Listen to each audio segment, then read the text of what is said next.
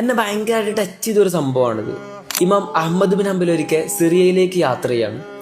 രാത്രിയായപ്പോൾ അദ്ദേഹം വളരെ ക്ഷീണിച്ചു പോയിരുന്നു, എവിടെയെങ്കിലും ഒന്ന് കിടക്കണം. അങ്ങനെയാണ് വഴിയിൽ കണ്ട ഒരു പള്ളിയിൽ അദ്ദേഹം കയറുന്നത്. സാധനങ്ങളൊക്കെ എടുത്ത് പള്ളിയുടെ ഒരു മൂലയിൽ പോയി കിടക്കാൻ നിൽക്കുമ്പോഴാണ് പള്ളിയുടെ കാവൽക്കാരൻ വന്നിട്ട് അദ്ദേഹത്തോട് ദേഷ്യപ്പെടുന്നത്. ഇവിടെ കിടക്കാൻ പറ്റില്ല, നിങ്ങൾ ഇറങ്ങിപ്പോകണം എന്ന് പറഞ്ഞിട്ട്. അക്കാലത്ത് ലോകത്തിലെ ഏറ്റവും വലിയ പണ്ഡിതനായ ഇമാം അഹമ്മദ് ബിൻ ഹംബലിനെ ആ കാവൽക്കാരൻ തിരിച്ചറിഞ്ഞിരുന്നില്ല.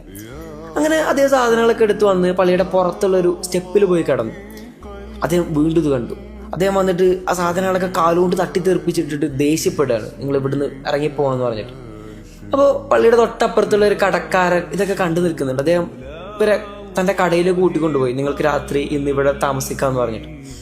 അദ്ദേഹം കടയുടെ ഒരു മൂലയിൽ പോയി കിടക്കുകയാണ്. കടക്കാരൻ തൻ്റെ കടയിൽ നാളത്തേക്ക് ആവശ്യമായ റൊട്ടി പാചകം ചെയ്യാം.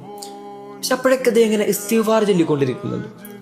ഒരുപാട് നേരത്തെ ഇങ്ങനെ തുടർന്നു പോയപ്പോൾ ഇമാമ് ചെന്നിട്ട് അദ്ദേഹത്തോട് ചോദിക്കുന്നുണ്ട്, നിങ്ങൾ ഇത് എത്ര കാലമായി തുടങ്ങിയിട്ട്? അദ്ദേഹം പറഞ്ഞു, ഞാൻ ഒരുപാട് കാലമായി ഞാൻ എന്ത് പണി ചെയ്യുമ്പോൾ ഇങ്ങനെ ഇസ്തിഗ്ഫാർ ചൊല്ലിക്കൊണ്ടിരിക്കും.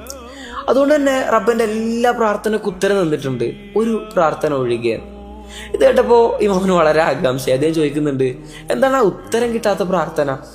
കടക്കാരൻ പറഞ്ഞു, ലോകത്തെ ഏറ്റവും വലിയ പണ്ഡിതനായ ഇമാം അഹമ്മദ് ബിൻ ഹംബലിനെ എനിക്ക് മരിക്കുന്നതിന് മുമ്പൊന്ന് നേരിട്ട് കാണണം, അതാണ് എൻ്റെ ആഗ്രഹം.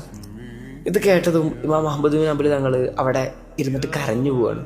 അദ്ദേഹം പറയുന്നുണ്ട്, നിങ്ങളുടെ പ്രാർത്ഥനയ്ക്ക് ഉത്തരം തരാൻ വേണ്ടിയിട്ടാണ് അള്ളാഹു ഈ പാതിരാത്രിയിൽ പുറങ്കാലുകൊണ്ട് തട്ടിത്തെറിപ്പിച്ച് എന്നെ ഇവിടെ എത്തിച്ചത്. ഞാനാണ് ഇമാം അഹമ്മദ് ബിൻ ഹംബൽ.